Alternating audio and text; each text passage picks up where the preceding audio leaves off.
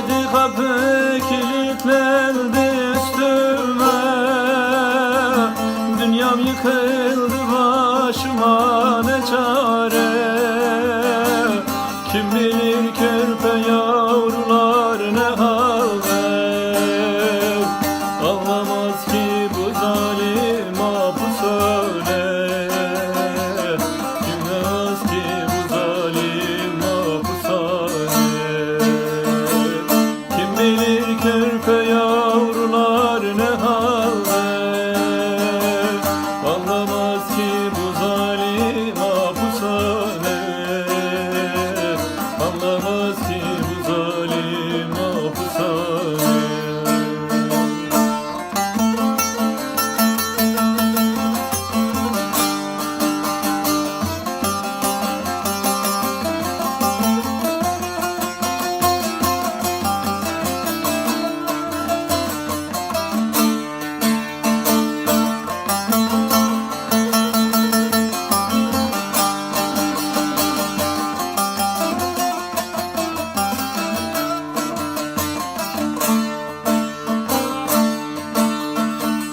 Güneş olsa da görünmez burada, kapkaranlık duvarlar var arada.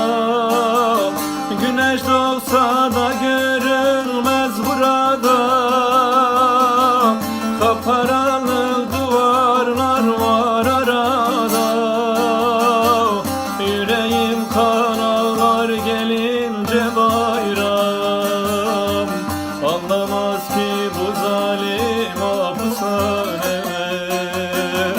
Anlamaz ki bu zalim hapishane. Yüreğim kan ağlar gelince bayram, anlamaz ki bu zalim hapishane. Anlamaz ki bu zalim hapishane.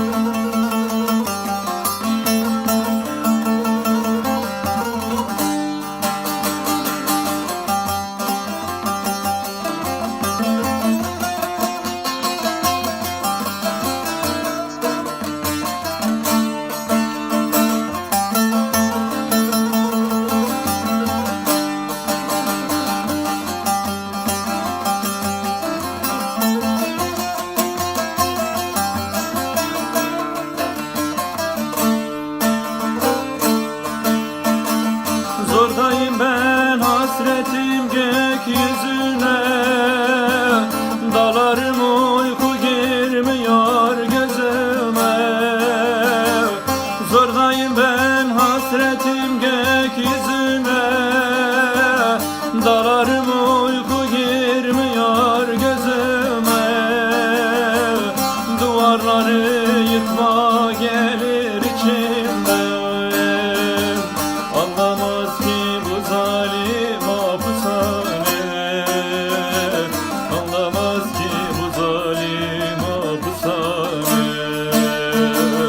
Duvarları yıkma gelir içimden, anlamaz ki bu zalim hapishane.